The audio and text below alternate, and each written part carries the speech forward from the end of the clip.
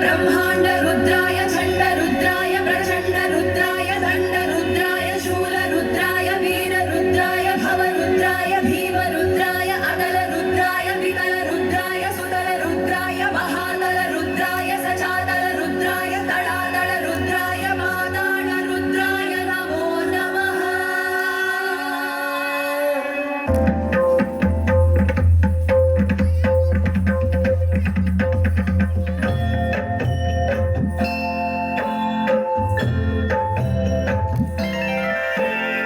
आशुतोष शशांक शेखर चंद्रमौलि चिदंबरा कोटि कोटि प्रणाम शंभो कोटि नमन दिगंबरा।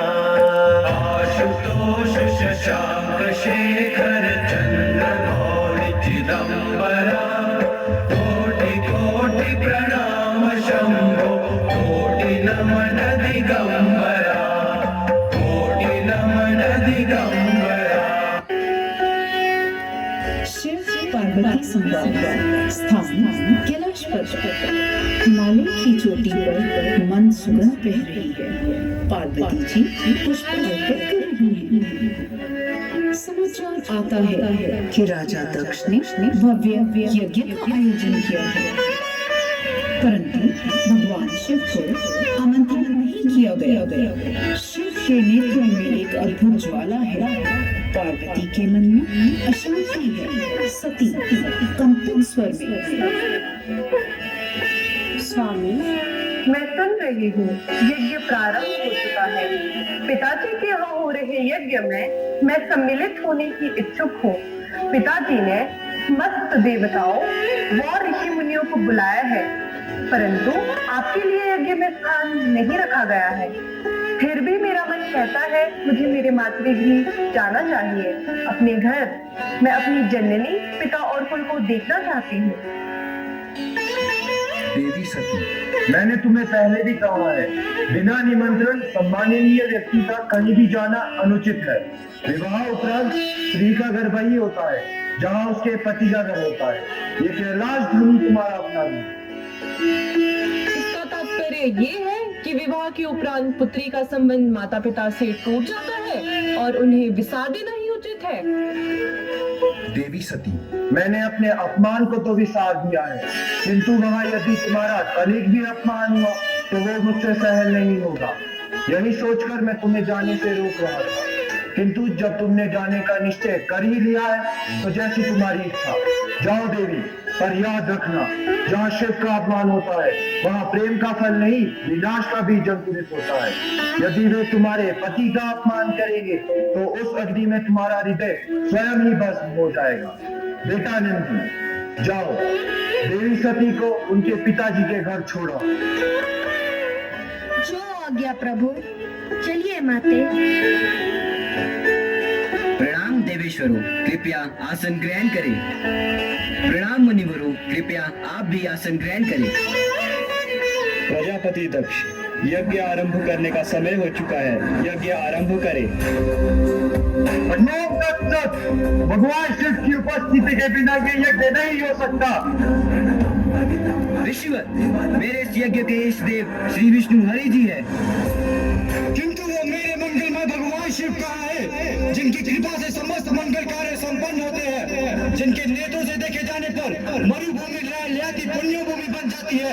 हे दक्ष, ऐसे तेजस्वी मंगलमय भगवान शिव को शीघ्र ही यहाँ बुलाकर इस यज्ञ की सफलता के प्रति पूर्ण रूप से निश्चित हो जाओ।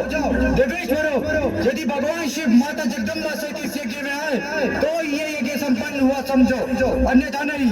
यही मेरा सत्य वचन है। अपने सत्य वचन अपने पास रखो। जब सभी देवताओं के भगवान श्री हरि विष्णु जी यहाँ पर उपस्थित हो, लोक पिता माँ ब्रह्मा, वेदों उपनिषदों व विविध आगमनों के साथ यहाँ पधार चुके हो, देवराज इंद्र अपना आसन ग्रहण कर चुके हो और ऋषिगण इस यज्ञों की गरिमा बढ़ा रहे हो, तो इस शिव से क्या प्रयोजन? वह इस यज्ञ में बुलाए जाने योग्य नहीं है। तुम जो चाहो वो तर्क देते रहो दक्ष, परंतु भगवान शिव के बिना ये यज्ञ नहीं अयज्ञ होगा। तुम्हारा नाश निश्चित है दक्ष, तुम्हारा सर्वनाश निश्चित है। राजा राजा दक्ष का यज्ञ। सती यज्ञ में पहुंचती हैं। सब देवता मौन हैं। यज्ञ कुंड धधक रहा है, परंतु किसी ने भी सती का स्वागत नहीं किया।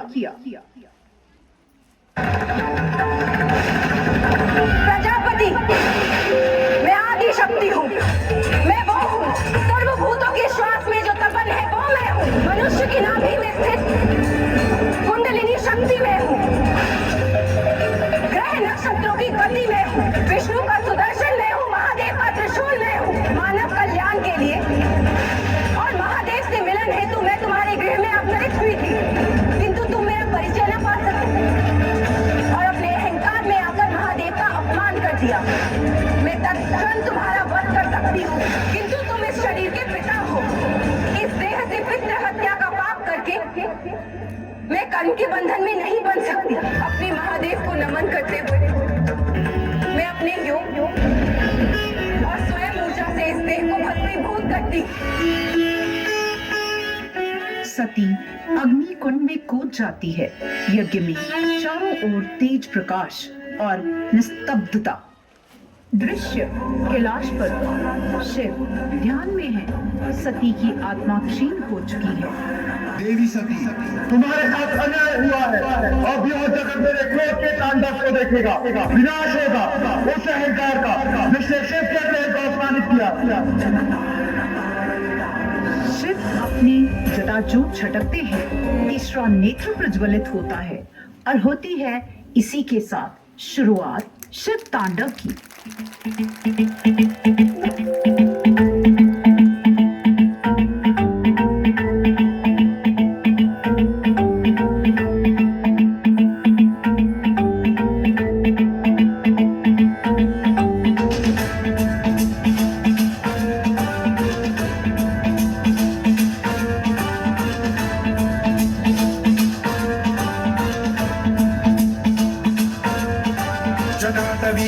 जल प्रवाह पावितस्थले कलेवलं व्यलम्बितां भुजङ्गमालिका टमट्टमट्टमट्टमन्निनादवट्टमर्वयं चकार चण्डताण्डवं तनोतु नः शिवं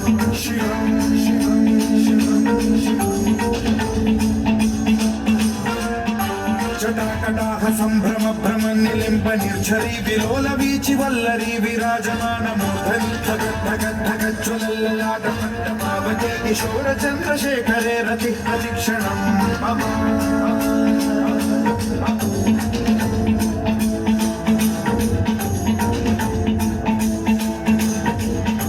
जटाभुजंग पिंगल सुरत्सुरामणि प्रभा कदंब कुंकुमद्रव प्रलिप्त दिग्वधूमुखे मदांग सिंधुरस्फुरत्वदुत्तरीय विदुरे मनो विनोदमद्भुतं बिभर्तु भूत भर्तरी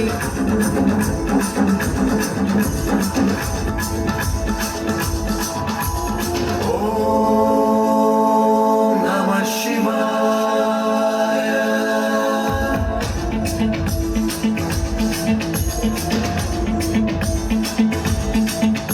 सदाशिवं भजाम्यहं सदाशिवं भजाम्यहं ॐ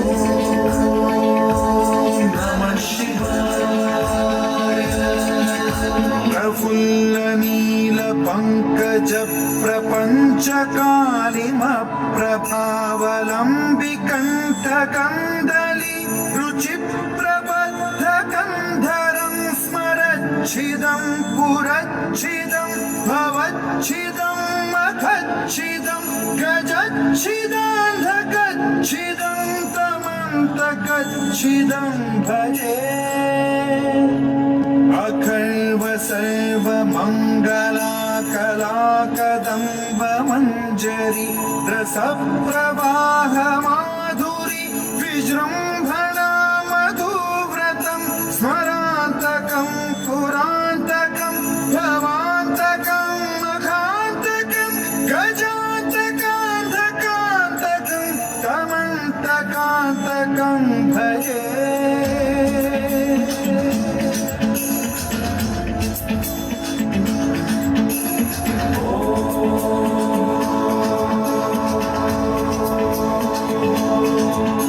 इदं विनित्यमेव मुक्तमुत्तमोत्तमं स्तवं नाथं स्मरन् ब्रुवन्नरो विशुद्धिमेति सन्ततं हरे गुरौ सुभक्तिमाशु याति नान्यथा गतिं विमोहनं हि देहिनां सुशङ्करस्य विमोहनं हि देहिनां सुशङ्करस्य विमोहनं हि देहिनां सुशङ्करस्य चिन्तनम्